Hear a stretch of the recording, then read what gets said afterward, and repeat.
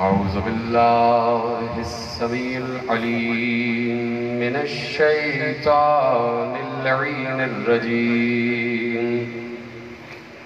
بسم الله الرحمن الرحيم. الحمد لله المعروف من غير رؤية والخالق من غير ربية الذي لم يزل قائما دائما إذ لا سماء ذات أبراج ولا ليل داج ولا بحر ساج ولا أرض ذات مهاد ولا خلق ذو اعتماد. والصلاة والسلام والتحية والإكرام على نبي الرحمة وخازن المغفرة وقائد الخير والبركة ومنقذ العباد من الهلكة سيدنا ومولانا أبي القاسم اللهم صل على محمد وآل محمد أهل بيته الطيبين الطاهرين المعصومين المظلومين المنتخبين المنتجبين الذين أذهب الله عنهم الرجس وطهرهم تطهيرا.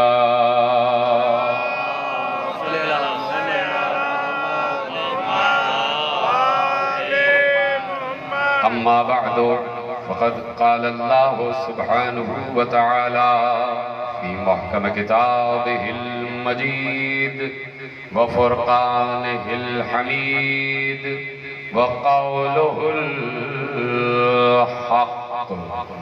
بسم الله الرحمن الرحيم. قل كفى بالله شهيدا بيني وبينكم ومن عنده علم الكتاب. صلوات پڑھیں محمد وآل محمد.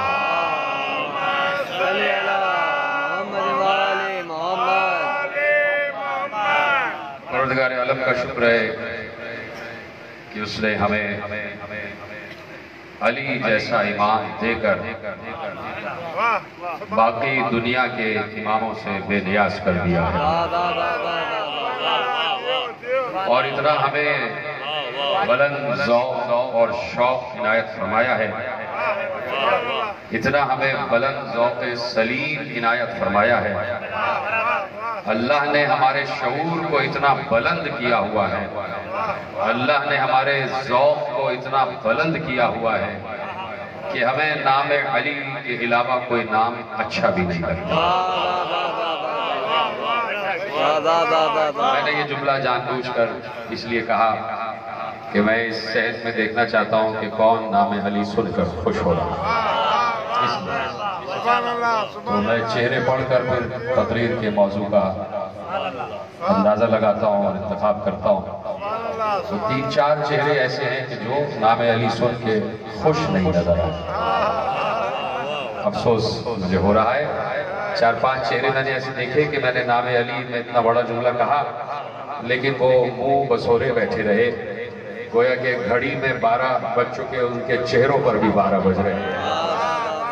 تو میرے عزیزوں، نام علی سن کے چہرے پر 12 نہیں بجنے چاہیے بلکہ دل میں 12 کا قصیدہ ابھرنا چاہیے.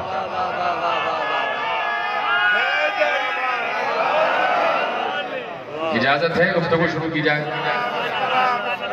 اب یہ ہے کہ نہ مجھے فخر اور غرور ہے اس بات پر کہ میں ذکر کر رہا ہوں، نہ آپ کو اس بات پر غرور ہونا چاہیے کہ آپ ذکر کر رہے ہیں۔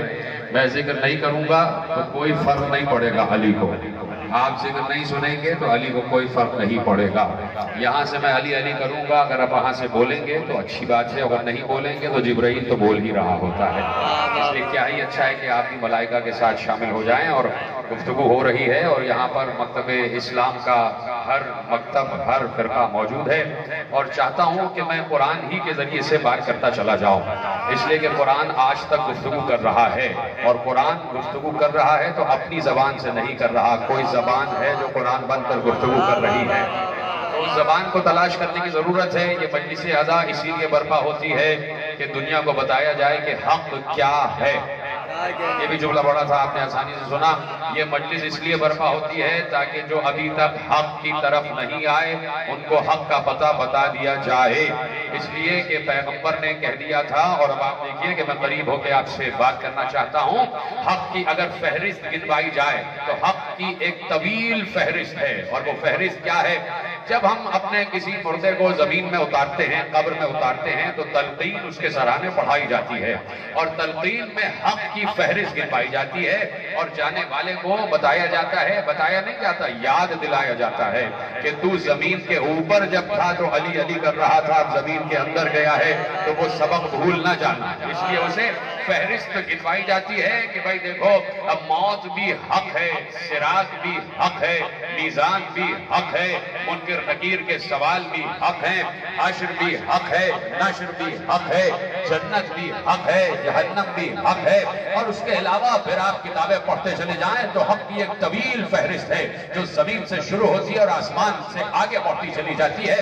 حق کی فہرست ختم نہیں ہوتی، حق کی فہرست کی کوئی حدود نہیں ہے، حق کی فہرست لامحدود ہے۔ یہ زمین بھی حق ہے، یہ آسمان بھی حق ہے، ملائکہ بھی حق ہیں، فرشتے بھی حق ہیں، رسول بھی حق ہیں، فرشتے بھی حق ہیں، رسول بھی حق ہیں، امام بھی حق ہیں، اولیاء بھی حق ہیں، اوصیاء بھی حق ہیں، شہداء بھی حق ہیں، صالحین بھی حق ہیں، جنت بھی حق ہے، جہنم بھی حق ہے، پل صراط بھی حق ہے، میزان بھی حق ہے، حشر بھی حق ہے، نشر بھی حق ہے، قیامت بھی حق ہے، ساعت بھی حق ہے، جنت کے محلات بھی حق ہیں، جنت کے قصر بھی حق ہیں، شجر طوبہ بھی حق ہے، سدرۃ المنتہا بھی حق ہے، کعبہ قوسین بھی حق ہے، زمین سے لے کے آسمان تک سب کا سب حق۔ اور اب قرآن کہتا ہے کہ ان الرسول حق، رسول بھی حق ہے، یعنی محمد بھی حق ہے۔ اب فہرست گنوانے کی ضرورت نہیں ہے، زمین سے لے کے آسمان تک سب حق، مشرق سے لے کے مغرب تک سب حق، شمال سے لے کے جنوب تک سب حق، زمین کے تحت سرا سے لے کے آسمان کی سریا تک سب حق، کعبہ قوسین تک حق، عرش بھی حق، کرسی بھی حق، لوح بھی حق، قلم بھی حق، آدم بھی حق، نوح بھی حق، ابراہیم بھی حق، موسیٰ بھی حق، عیسیٰ بھی حق، خود محمد بھی حق۔ اور جس محمد نے یہ پوری حق کی فہرست گنوائی، وہی محمد مسجد نبوی کے منبر پر بیٹھ کر ارشاد فرما رہا تھا کہ العلی مع الحق والحق مع علی۔ جملہ آپ سے بھی خطاب ہو رہا توجہ ہے نا، حق علی کے ساتھ ہے اور علی حق کے ساتھ ہے۔ کون کہہ رہا ہے؟ رسول کہہ رہا ہے۔ اور یہ حدیث اس لیے پیش کر رہا ہوں کہ صرف میرے مکتب میں نہیں ہے، علماء اہل تسنن نے لکھا ہے اس کو، سنی علماء نے بھی اس حدیث کو ایسے ہی لکھا ہے، جیسے آپ کے حوالے کر رہا ہوں، یا سنی حضرات ہی بیٹھے اور ان چیزوں کو نوٹ کرتے چلے جائیں کہ پیغمبر نے مسجد نبوی کے منبر کے عرشے پر بیٹھ کر کہا تھا، اور اصحاب کی آنکھوں سے آنکھیں ملا کر کہا تھا، کسی حجرے میں بیٹھ کر نہیں کہا تھا، کسی غار میں بیٹھ کر۔ اب جاگ رہے ہیں یا سو رہے ہیں؟ اگر آپ چاہیں تو سونے والی تمرین لکھی جا سکتی ہے، لیکن جب علی کا نام آ جائے تو سوتے ہوئے بھی جاگ جائے۔ اس لیے کہہ رہا ہوں کہ میں آپ کو حق کی فہرست گنوا رہا ہوں، اور قرآن کے ذریعے سے آپ سے بات ہوتی چلی جائے گی کہ پیغمبر نے اپنے اصحاب کی آنکھوں میں آنکھیں ڈال کے، اپنے دوستوں کی آنکھوں میں آنکھیں ڈال کے، ایک ایک دوست پیغمبر کا مسجد نبوی کے فرش پر بیٹھا ہوا تھا، اور جب پیغمبر گفتگو کر رہے ہوتے تھے تو کسی یار کی مجال نہیں ہوتی تھی کہ وہ ادھر یا ادھر دیکھ لے۔ کسی دوست کی مجال نہیں ہوتی تھی کہ وہ دائیں یا بائیں دیکھ لے، اس لیے کہ جب رسول خطاب کرتا ہے تو سب کی نگاہ رسول کے چہرے کی طرف ہو رہی ہوتی تھی، اور پیغمبر نے اصحاب کے مجمع کو مخاطب کر کے کہا العلی مع الحق والحق مع علی، علی حق کے ساتھ ہے اور حق علی کے ساتھ ہے۔ تو اب کیا فہرست گنوانے کی ضرورت ہے کہ کیا کیا علی کے ساتھ ہے، کیا کیا علی کے ساتھ ہے؟ لیکن میں کہتا ہوں میرے عزیزوں، علماء اہل تسنن نے، سنی علماء نے لکھ دیا بھائی خیر ہو جاتی کہ اگر حدیث یہی رک جاتی کہ حق علی کے ساتھ ہے اور علی حق کے ساتھ ہے، لیکن جیسے ہی پیغمبر نے کہا کہ حق علی کے ساتھ اور علی حق کے ساتھ، تو فوراً پیغمبر نے دعا کے لیے ہاتھ بلند کیا اور کہا پروردگار حق کو وہاں وہاں موڑ جدھر جدھر علی بولتا ہے،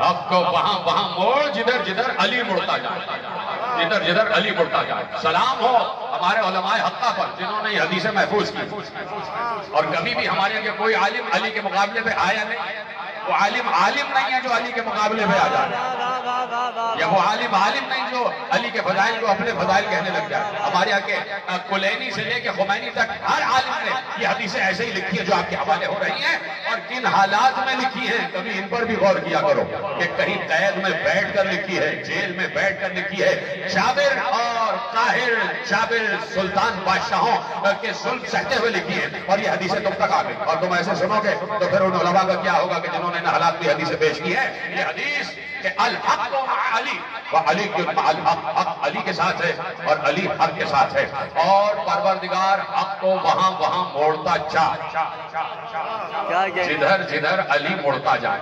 میں اپنے محترم اہل سنت دوستوں سے کہوں گا کہ یہ حدیث جا کے اپنی کتابوں میں پڑھیے گا کہ پیغمبر نے کہا حق کو ادھر ادھر موڑ جدھر جدھر علی مڑتا جائے۔ تو اب 1400 برس سے دیکھ لو کہ علی ہے کہاں، اب خود دیکھو کہ علی کہاں بس رہا ہے، علی کن سینوں میں ہے، علی کن دلوں میں ہے، علی کن کتابوں میں ہے، علی کن مدرسوں میں ہے، کہاں پر ہے علی، علی کہاں سے گفتگو کر رہا ہے؟ تو جہاں علی ہے وہاں حق ہے، اور جہاں حق ہے وہاں تمہیں بھی ہونا چاہیے، تمہیں بھی ہونا چاہیے۔ ختم ہو گئی بات۔ دیکھیے یہ ایک سلسلہ ہے جسے سلسلہ عصمت کہتے ہیں، اور آج میرے اور آپ کے 8ویں امام علی ابن موسیٰ الرضا علیہ السلام۔ آپ چھپے تو میں بھی چھپ ہو جاتا ہوں۔ آپ کو پتا ہے کہ امام کا نام آئے تو درود پڑھا جاتا ہے؟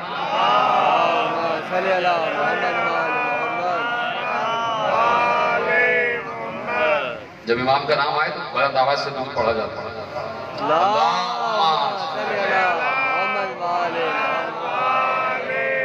توجہ ہے؟ آپ کی اجازت ہے قبلہ؟ آپ کچھ پریشان دکھائی دے رہے ہیں، آپ کی وجہ سے میں پریشان ہو رہا ہوں۔ اگر آپ کو زحمت نہ ہو تو آپ ادھر تشریف لائیے تاکہ میری نگاہ آپ کے چہرے پر نہ پڑے، اس لیے کہ آپ کچھ پریشان سے لگ رہے ہیں۔ مولا آپ کی پریشانی دور فرمائے، کوئی بھی آپ کی حاجت تو پروردگار قبول فرمائے۔ ہوتا ہے کچھ لوگ بیچارے پریشان ہوتے کے آتے ہیں تو وہ ان پریشانیوں میں لگے ہوتے ہیں۔ یہ بات یاد رکھیے گا، اپنی ساری پریشانیاں بھول جانا یہاں کے ساری پریشانیاں مشکل کشا حل کر دیتا ہے۔ اب میری طرف دیکھتے رہنا، اور میں تمہارے حوالے کر رہا ہوں چند جملے۔ تو میرے عزیزوں، میں نے کیا کہا کہ حق کہاں پر ہے؟ یہ پورا سلسلہ جو سلسلہ عصمت ہے، جو آدم سے شروع ہوتا ہے اور صاحب غیبت پر ختم ہوتا ہے، صاحب غیبت پر ختم ہوتا ہے۔ صاحب غیبت کون ہے؟ کیا نام ہے صاحب غیبت سے مراد کون؟ امام زمانہ۔ سب مل کے بول دو بھائی، پتہ تو چلے نا کہ بتانے کی ضرورت نہیں ہے، سب کو پتا ہے نا۔ آدم سے لے کے شروع ہوا عصمت کا سلسلہ اور صاحب غیبت پر ختم ہو گیا۔ اب صاحب غیبت کے بعد کوئی معصوم نہیں، بے شک بے شک، اگر ہے تو کوئی مجھے بتائے۔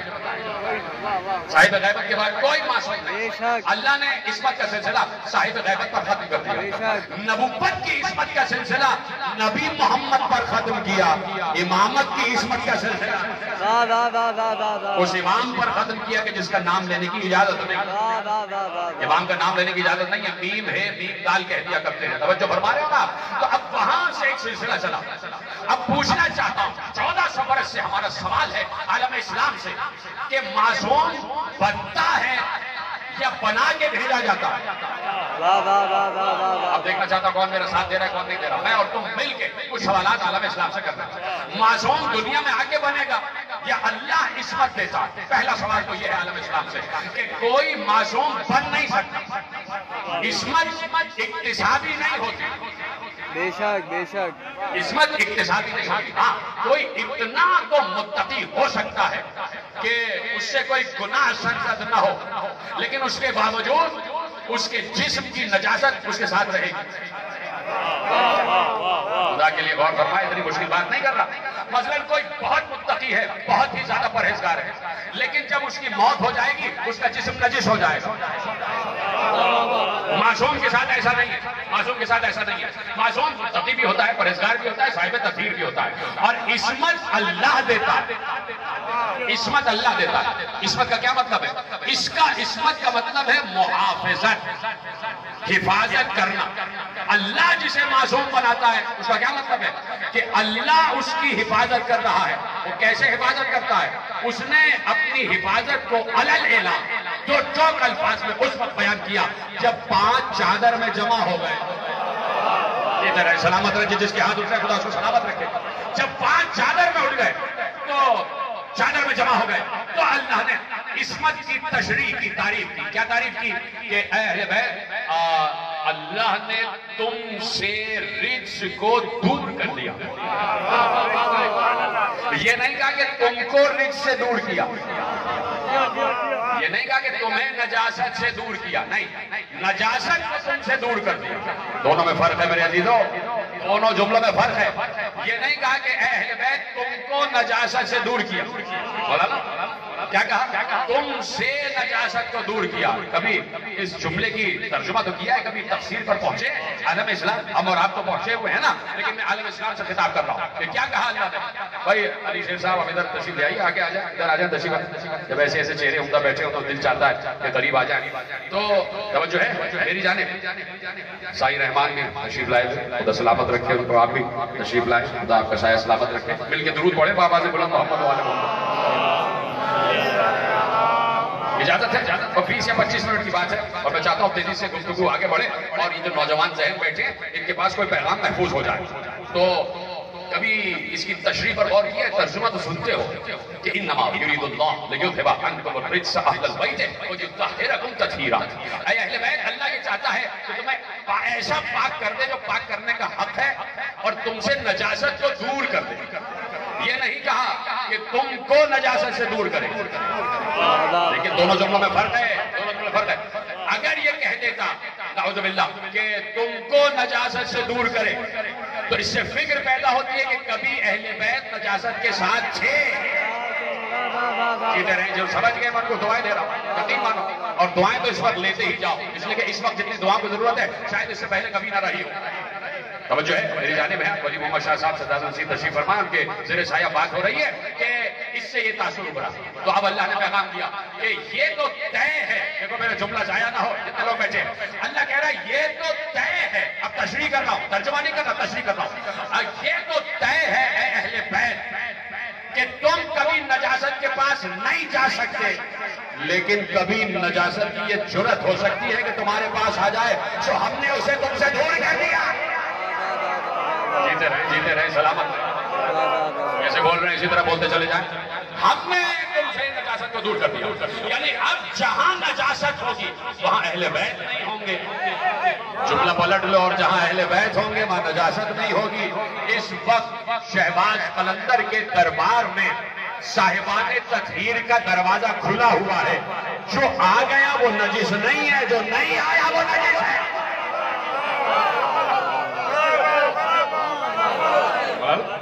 توجہ ہے نا، یہ آیت تطہیر کہہ رہے ہیں۔ تو اب آیت تطہیر یہ عصمت اللہ دیتا، اللہ دیتا۔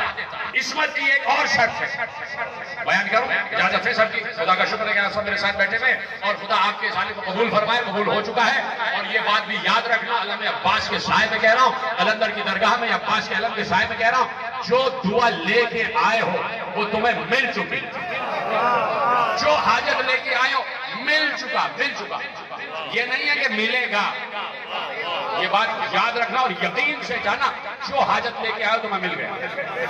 وہ یہ انسانوں کی طرح نہیں ہے کہ پہلے دیکھیں اور تفتیش کریں کہ کوئی اس قابل ہے بھی یا نہیں تو ہم دیں گے۔ یہ دینے پہ آتے تو دے دیتے، صرف یہ دیکھتے کون کتنا ہمارے قریب ہے، تو قریب ہو جاؤ۔ قریب ہونا یعنی معرفت کے ذریعے، محبت کے ذریعے، انسیت کے ذریعے، الفت کے ذریعے، چاہت کے ذریعے وہ قریب ہوتے چلے جانا، اور اپنے ہاتھ اٹھا کے بتاتے رہنا کہ مولا ہم حاضر ہیں۔ امام زمانہ کو بتاتے رہنا کہ ہم حاضر ہیں، ٹھیک ہے؟ میں جملے دے رہا ہوں اور تم بتاتے رہنا۔ اب عصمت کی ایک اور شرط بھی ہے۔ یہ دیکھیں، یہ باتیں میں آج نہیں کہہ رہا، یہ 1400 برس سے میرے علماء عالم اسلام کے مختلف مکتب سے کہہ رہے ہیں، اور میں اس وقت علماء کی ترجمانی کر رہا ہوں کہ عصمت کی بہت سی شرائط میں ایک شرط جو سب سے کڑی شرط ہے اور اہم ترین شرط ہے، وہ کیا ہے؟ دیکھیں، قرآن میں اللہ نے حضرت ابراہیم کا تذکرہ کیا کہ نہیں کیا؟ اللہ نے کہا وَاذْكُرْ فِي الْكِتَابِ إِبْرَاهِيمَ إِنَّهُ كَانَ صِدِّيقًا نَبِيًّا۔ اللہ کہہ رہا ہے، جناب ادریس کو بھی صدیق کہا اور جناب ابراہیم کو بھی صدیق کہا۔ کون کہہ رہا ہے؟ میں نہیں کہہ رہا، آپ نہیں کہہ رہے، مدینے کے مہاجر اور مسلمان نہیں کہہ رہے، مہاجر اور انصار نہیں کہہ رہے، سقیفہ میں بیٹھے کچھ لوگ نہیں کہہ رہے۔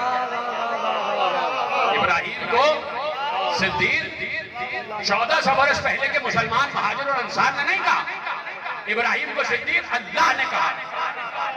اللہ کہہ رہا ہے کہ ابراہیم صدیق ہے، اس کا مطلب ہے کہ اللہ کا بنایا ہوا صدیق اور ہوتا ہے۔ جیتے رہے سلامت رہے، سمجھ گیا تو اچھا ہے کہ مجھے بولنے کی زحمت ہی نہ ہو۔ اللہ کا بنایا ہوا صدیق اور ہے، اور وہ کون ہے؟ ابراہیم۔ دیکھیے، ابراہیم، ادریس، انبیاء کے تذکرے کیے قرآن میں 25 انبیاء کا نام لے کے تذکرہ۔ چلو یہیں سے ایک سوال ابھرتا ہے، 25 انبیاء کا نام لے کے قرآن میں تذکرہ ہے، 25 کا نام ہے کل، اس کے علاوہ 26ویں کا نام نہیں ہے، اور نبی ہے 1,24,000۔ تو یہ باقی کی تعداد تمہیں کہاں سے معلوم ہوئی؟ تم پر جبرائیل نازل ہوا؟ کس نے بتایا کہ 1,24,000 ہے؟ نبی نے بتایا، رسول نے بتایا۔ تو جو رسول یہ بتا رہا تھا کہ 1,24,000 انبیاء ہیں، تو اس رسول کی بات مان لی۔ وہی رسول غدیر میں بھی تو کچھ کہہ رہا تھا، وہی نبی غدیر میں بھی تو کچھ کہہ رہا تھا۔ تو میرے عزیزو، 25 کا نام لے کے تذکرہ، ٹھیک ہے؟ اور ان میں سے چند کو اللہ نے صدیق کہا۔ انبیاء میں بھی یعنی سب صدیق ہے، سب صادق ہے، لیکن اللہ نے 2 کا نام لے کے صدیق کہا۔ کیا باقی صدیق نہیں؟ سب صدیق، لیکن اللہ نے 2 کا نام لے کے صدیق کہا۔ جب اللہ نے 2 کے علاوہ 23 کا نام لے کے صدیق نہ کہا، تو کسی خلیفہ کا نام کیسے لے کے کہتے تھے؟ اس کو ماننے کی بات ہی نہیں۔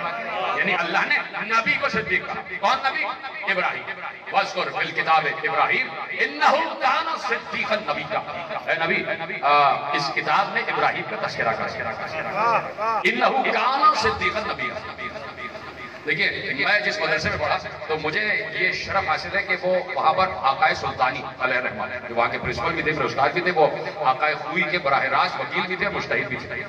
تو انہوں نے ایک بات مجھے بتائی، اور یہ عربی لغت میں لکھی ہوئی ہے، گرامر میں لکھی ہوئی ہے، انہو کانا۔ جملہ بیٹھے، علماء بیٹھے، ان سے پوچھے گا، لفظ کانا جہاں آ جائے نا، کاف الف نون، یہ وہ والا کانا نہیں جو اردو کا کانا ہوتا ہے، ایک آنکھ سے کانا، وہ والا نہیں ہے، یہ وہ والا کان بھی نہیں ہے، یہ والا کان ہے، کاف الف نون۔ یہ لفظ کانا جہاں آ جائے نا، اس کا مطلب ہے ہمیشہ سے، ساتھ آ جائے بھائی، اس کا مطلب ہے ہمیشہ سے، ہمیشہ سے۔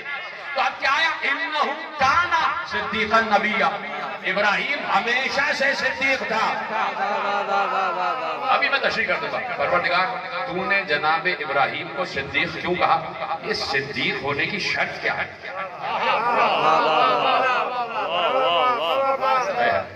اجازت ہے کہ پیش کیجئے بات؟ سب میرے ساتھ ہیں؟ میں رکا اس لیے تاکہ سب میرے ساتھ آ جاؤ، اس لیے کہ اب میں شرط پیش کرنے جا رہا ہوں کہ عصمت کی شرائط میں ایک شرط یہ بھی ہے جو آپ کے حوالے کر رہا ہوں، اور صدیقیت کا معیار کیا؟ انہو کانا صدیقا نبیّا، ابراہیم بے شک وہ ہمیشہ سے صدیق نبی تھا، ہمیشہ سے صدیق نبی تھا۔ پروردگار، جناب ابراہیم کو تو نے صدیق کیوں کہا؟ ان میں کون سی ایسی صفت تھی کہ تو نے صدیق کہہ دیا؟ اب قرآن سے ہی پوچھ رہا ہوں تو قرآن سے جواب آئے گا۔ ان ابراہیم کان امۃ قانتا للہ حنیفا۔ اچھا، میں نے آیت روکی ہے جان بوجھ کر، اس لیے کہ اتنا پڑھا لکھا مجمع بیٹھا ہوا ہے، آپ یقین فرمائیں کہ مجلس قضائے حسین سے جو بھی اٹھتا ہے، جس نے ہزاروں مجلسیں، سینکڑوں مجلسیں، دسیوں مجلسیں سن لی ہیں، اور اس کو اتنی عربی تو آ جاتی ہے کہ بعض اوقات آیت کا ترجمہ کرنے کی ضرورت بھی نہیں پڑتی ہے کہ نہیں ہے؟ کم از کم میرا بھرم رکھنے کے لیے ہاں کہہ دو بھائی، بعض اوقات آیت کا ترجمے کی ضرورت ہی نہیں پڑتی۔ اب میں آیت کا ترجمہ، میرا دل کہتا ہے کہ مجھے ترجمے کی ضرورت ہی نہیں پڑے گی، تم سمجھ جاؤ گے کہ آیت کیا کہہ رہی ہے۔ میں نے آیت سے پوچھا کہ پروردگار اے میرے مالک، اے میرے خالق، اے خالق ازل، یہ بتا دے کہ صدیق نبی تو نے ابراہیم کو کہا ہے تو کیوں کہا؟ ابراہیم میں کون سی ایسی صفت تھی کہ تو نے انہیں صدیق کہہ دیا؟ سننا چاہتے ہیں؟ آرام آرام سے پڑھ رہا ہوں، اور میں نے کہا نا کہ ترجمے کی ضرورت ہی نہیں پڑے گی۔ اب جواب آ رہا ہے، میں نے قرآن سے پوچھا کہ صدیق کیوں کہا ابراہیم کو؟ ایسا کیا عمل ابراہیم نے کیا کہ تو نے انہیں صدیق کہہ دیا؟ اب قرآن نے جواب دیا، سنو جواب یہ ہے، اِنَّا ابراہیم کان امۃ قانتا للہ حنیفا ولم یک من المشرکین۔ دیکھنا چاہتا ہوں، میرا تو دل کہتا تھا کہ سب سمجھ جائیں گے، چلو ترجمہ کر دیتا ہوں، پلٹتا ہوں واپس۔ میں نے قرآن سے پوچھا کہ تو نے ابراہیم کو صدیق کہا ہے تو صدیق کیوں کہا ہے؟ کہا اس لیے صدیق کہا کہ ابراہیم نے کبھی بتوں کی پوجا کی ہی نہیں، ابراہیم نے کبھی شرک نہیں کیا، وَلَمْ يَكُ مِنَ الْمُشْرِكِينَ، وہ ایک لمحے کے لیے بھی مشرک نہیں تھا۔ یعنی صدیق وہ ہو جس نے کبھی، جیتے رہے سلامت رہے، سلامت، صدیق وہ ہو کہ جس نے کبھی بت پرستی نہ کی۔ تو قرآن ہے، میں روایت پڑھتا ہی نہیں، اور میں ایسی بات کرتا ہی نہیں کہ کسی کو تکلیف ہو جائے، میں تو قرآن پڑھ رہا ہوں، اور جناب ابراہیم کا تذکرہ آ رہا ہے کہ جس نے کبھی بت پرستی نہ کی ہو، جس نے کبھی شرک نہ کیا ہو۔ تو عصمت کی سب سے بڑی شرائط میں سے ایک شرط یہ بھی ہے کہ معصوم وہی ہوگا جو کبھی بت پرست نہ رہا ہو۔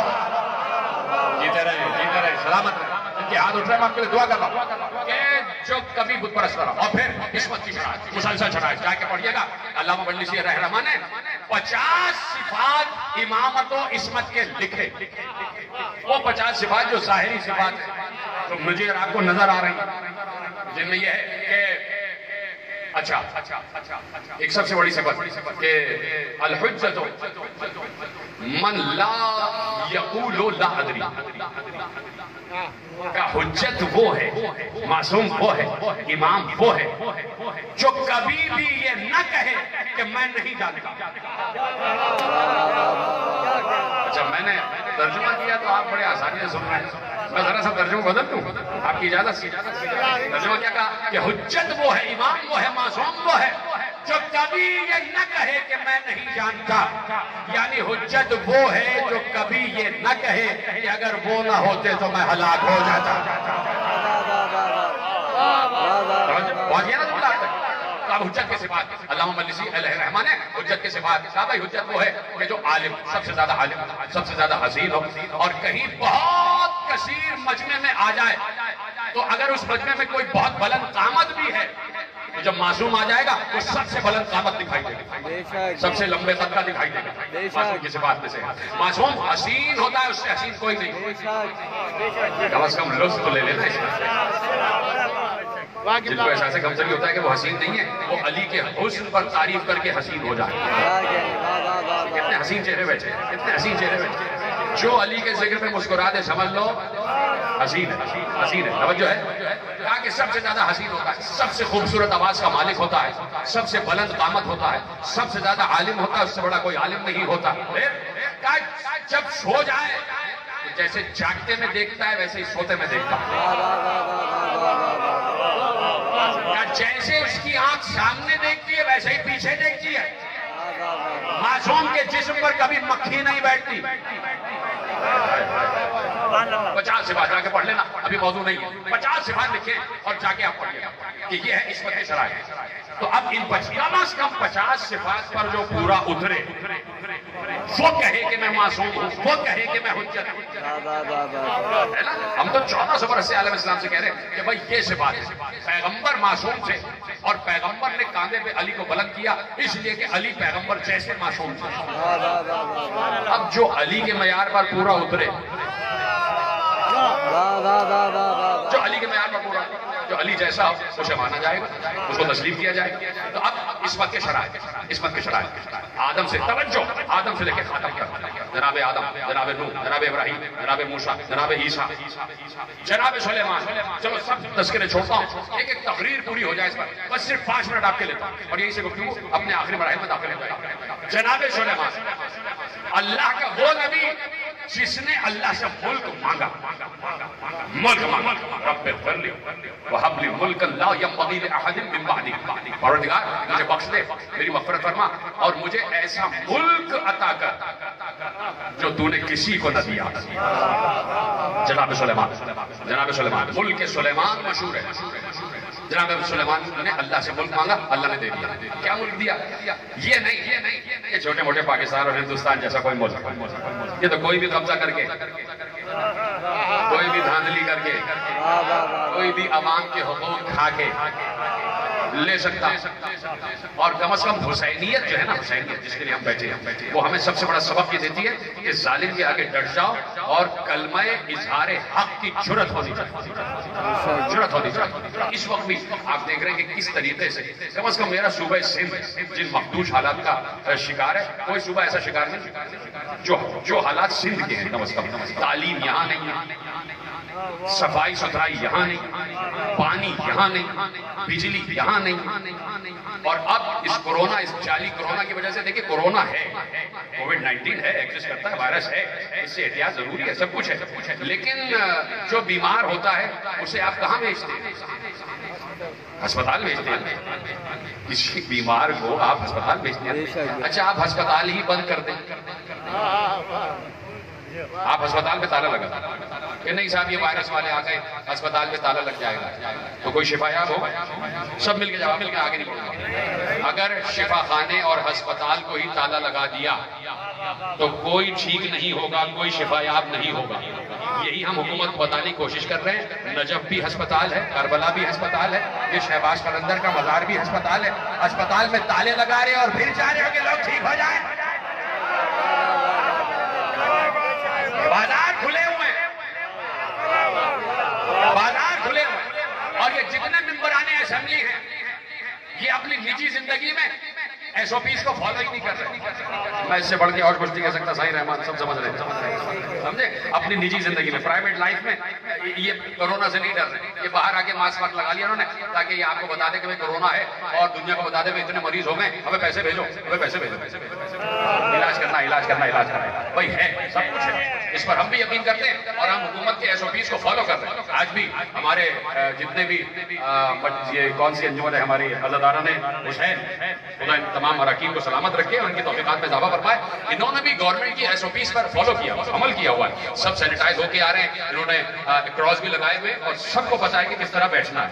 وہ ٹھیک ہے، ہم حکومت کے ریٹ کو چیلنج نہیں کرتے، ہم کبھی حکومت کے احکامات کو چیلنج نہیں کرتے، لیکن بات یہ ہے کہ ہمارا حق بھی تو ہے نا کہ کچھ جاہلوں کو بتایا جائے کہ علم کیا ہے۔ ہم کوئی بھیڑ بکری تو ہے نہیں کہ جدھر آپ نے حقایا اور ہم چلے گئے، ہے نا؟ اندھی تقلید تو ہم کرتے نہیں، اندھی تقلید تو کرتے نہیں۔ اگر کسی کے پیچھے چل رہے ہیں تو اس سے پوچھیں گے بھی بھائی آگے تم آئے، ہمیں کہاں لے جا رہے ہو؟ کیا کہنے، واہ واہ واہ واہ واہ واہ، ٹھیک ہے، عوام کا نام یہ عرب کی مسئلہ ہے، ہم نہیں ہیں، ہم بھیڑ بکری نہیں ہیں کہ جو آپ نے کہہ دیا وہ ہم نے مان لیا۔ ہم سوال کرنے کا حق رکھتے ہیں حکومت سے، بے شک، سوال کرنے کا حق رکھتے ہیں۔ سارے یا تو پوری دنیا کے کاروبار کو بند کرو، یا اگر دنیا کی چیزیں کھلی ہوئی ہیں یہ قلندر کی درگاہ کیوں بند ہے؟ قلندر کی درگاہ کیوں بند ہے؟ یہ نوبت سے جو ساؤنڈ ویوز اٹھتی ہیں نا، یہ نوبت سے جو ساؤنڈ ویوز اٹھتی ہیں، یہ ساؤنڈ ویوز بہت سے وائرس کا علاج ہے۔ پڑھو تو سائنس، یہ جو آنسو بہ رہا ہے نا، آنسو، یہ جو آنسو ہے، آنسو جن میں پتا ہے کرونا وائرس کووڈ-19 جس کو نام دیا ہے، یہ اصل میں خشکی میں پلتا ہے۔ سب سے پہلے آپ کے گلے کو خشک کر دیتا ہے، پھر اس کے بعد یہ آہستہ آہستہ پھیپھڑوں میں آ جاتا ہے، اس کو خشک کرتا ہے، اس میں پھیلتا چلا جاتا ہے۔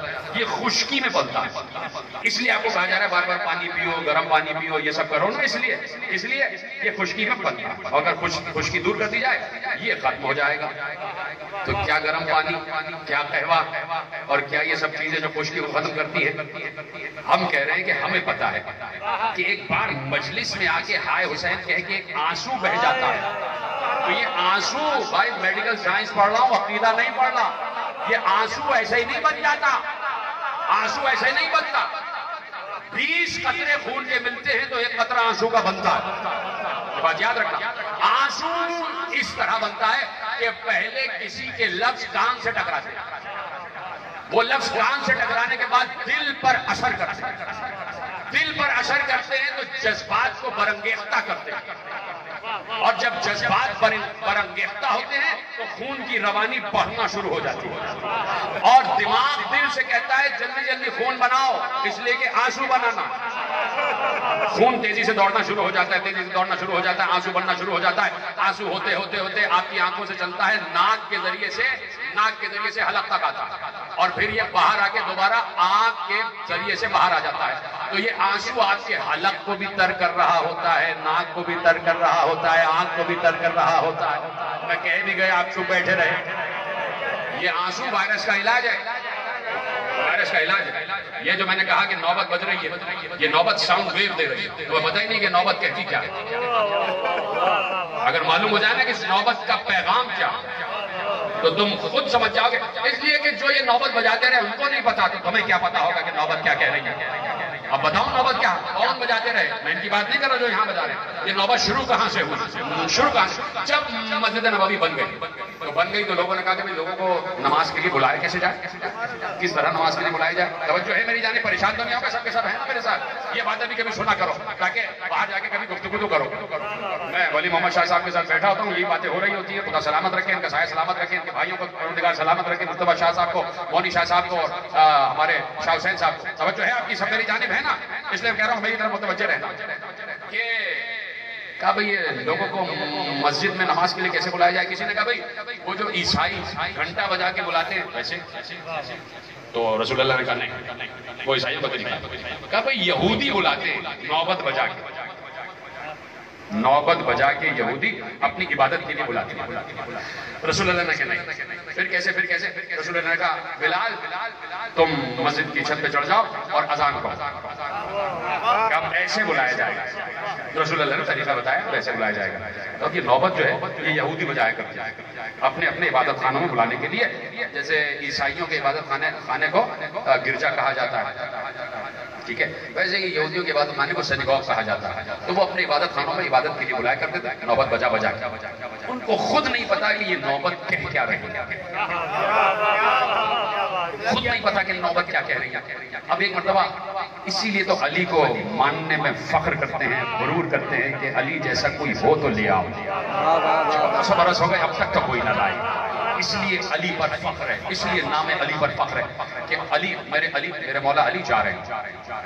اور جو روایت پڑھنے جا رہا ہوں میرے مکتب کی ہر کتاب میں، ہر کتاب کا مطلب ہر کتاب میں جہاں جہاں ذکر علی، علم علی موجود ہے، وہاں یہ روایت موجود ہے جو آپ کے حوالے کر رہا ہوں. علی جا رہے ہیں اپنے دوستوں کے ساتھ اور چل رہے ہیں، اور دیکھا کہ سامنے سے یہودی جا رہا ہے، بڑا بوڑھا یہودی ہے، اور اس کے بال بھی بہت بڑے بڑے ہیں سر کے، اور اس کے بعد اس کی ہوا ہے جو زمین پہ خط دیتی ہوئی جا رہی ہے.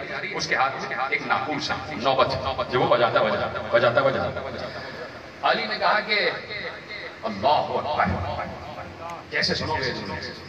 ایک بار علی نے کہا کہ یہ تمہیں پتا ہے یہ نوبت کیا کہہ رہی ہے؟ یہ نوبت کیا کہہ رہی ہے؟ اپنے دوستوں سے کہا. دوستوں نے کہا مولا یہ نوبت کچھ کہتی بھی ہے. ہم تو سمجھ رہے تھے کہ صرف آواز ہی آواز ہے، کیا یہ نوبت کچھ کہتی بھی ہے؟ کہاں اگر ان یہودیوں کو معلوم ہو جائے کہ یہ نوبت کہتی کیا ہے تو یہ اسی وقت لا الہ الا اللہ پڑھ لیں. میں دیکھنا چاہتا ہوں کون میرے ساتھ ہے کون نہیں. اگر یہ معلوم ہو جائے کہ نوبت کیا کہتی ہے تو اسی وقت یہ لا الہ الا اللہ پڑھ لیں. کہ مولا یہ کہتی کیا ہے؟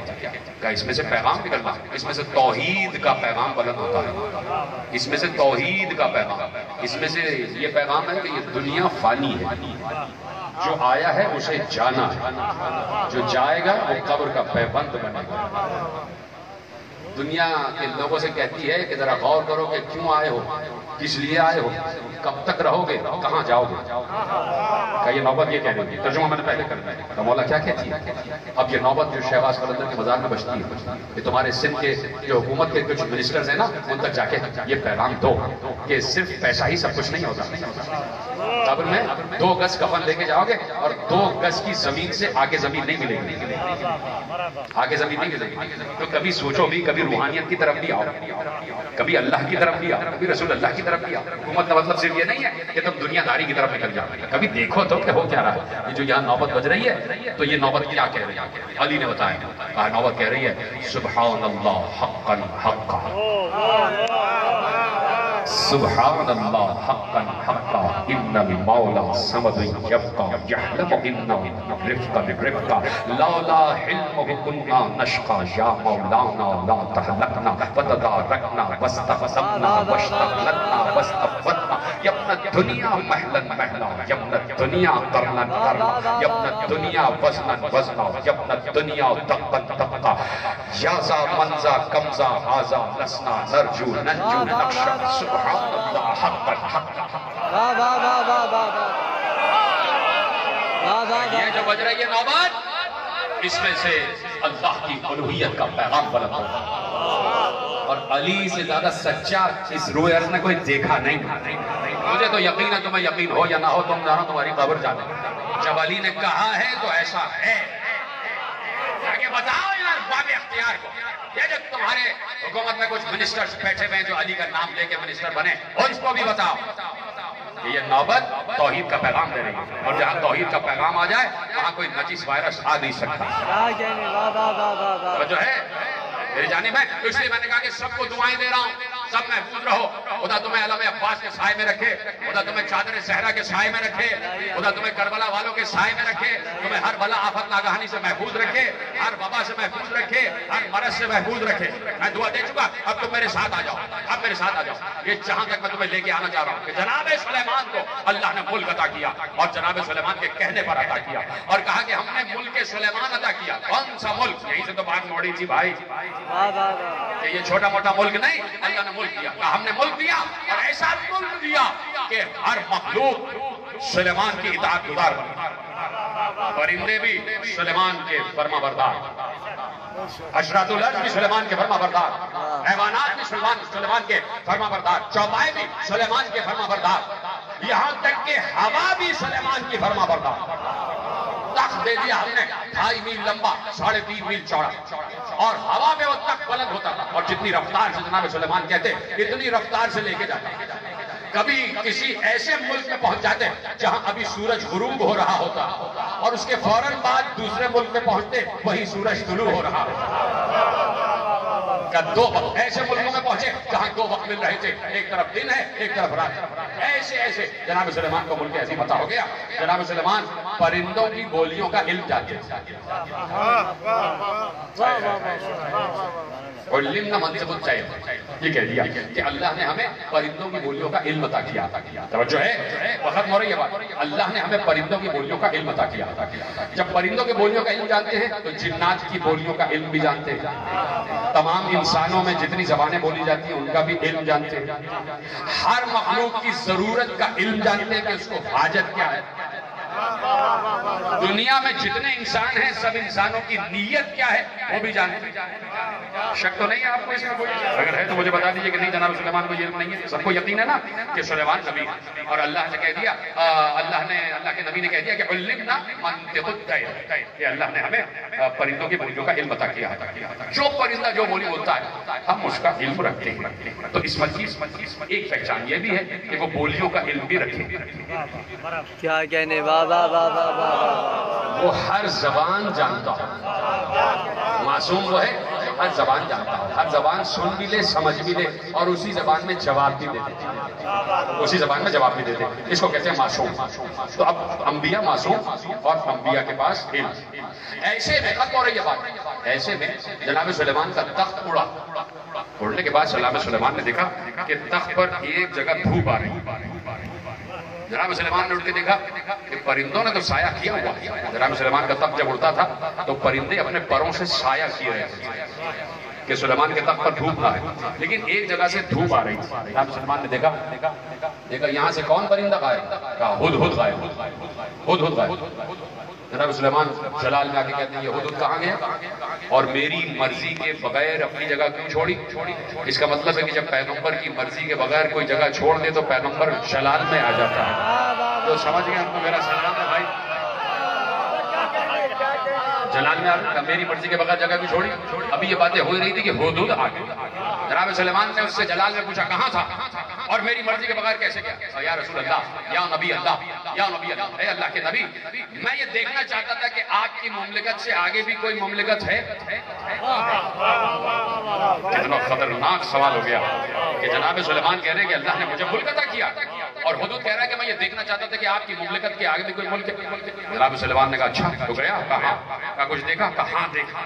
کہا ایک ملک دیکھا، ملک سبا اس کا نام ہے، اور وہاں ایک عورت حکمرانی کرتی ہے اور وہ عورت جس تخت پر بیٹھی ہے ایسا تخت تو میں نے دیکھا نیچے صاحب۔ ابھی جناب سلیمان کے تخت کی میں نے بات کی اور ہدہد جناب زلیخا کے تخت کی بات کر رہا ہے، جناب بلقیس کے تخت کی بات کر رہا ہے کہ جناب بلقیس کا تخت ایسا کہ ایسا تخت میں نے دیکھا ہی نہیں، اور اس تخت کی تعریف شروع کر دی۔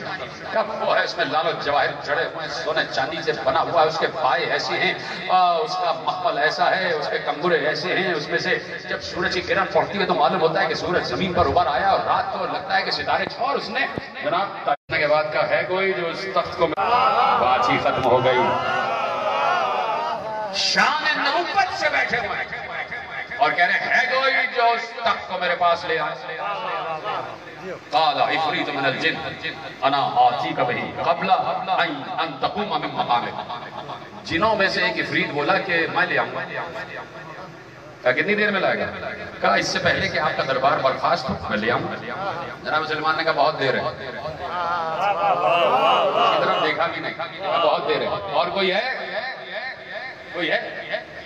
آواز دی قرآن میں وَقَالَ الَّذِي وَمَنْ عِنْدَهُ عِلْمٌ مِّنَ الْكِتَابِ، وہ بولا جس کے پاس کتاب میں سے تھوڑا سا علم تھا، انا آتیک بہی قبل ان یرتد الیک طرفک، وہ بولا جس کے پاس کتاب کا تھوڑا سا علم تھا، اس نے کہا کہ جناب سلیمان اے نبی اللہ، اس سے پہلے کہ آپ کی پلک جھپکے گی میں تخت لے آؤں گا۔ اور معصوم نے کہا کہ تخت آ چکا تھا، تخت آ چکا تھا۔ معصوم سے پوچھا کہ مولا یہ کون تھے جن کے پاس کتاب کا تھوڑا سا علم تھا؟ کہا یہ نبی کا نائب تھا۔ چپ ہو گئے، میں نے کوئی فارسی میں بات نہیں کی ہے بھائی، حالانکہ فارسی جاننے والے بہت سے بیٹھے اور عربی جاننے والے بیٹھے، میں تو حسینی زبان میں بات کر رہا ہوں۔ کیا کہنے؟ واہ واہ واہ واہ واہ، اتنی آسان زبان۔ کیا کہا؟ کون تھا مولا وہ؟ کہا وہ نبی کا نائب تھا، نبی کا وزیر تھا، سلیمان کا وزیر تھا، نام تھا اس کا آصف بن برخیہ۔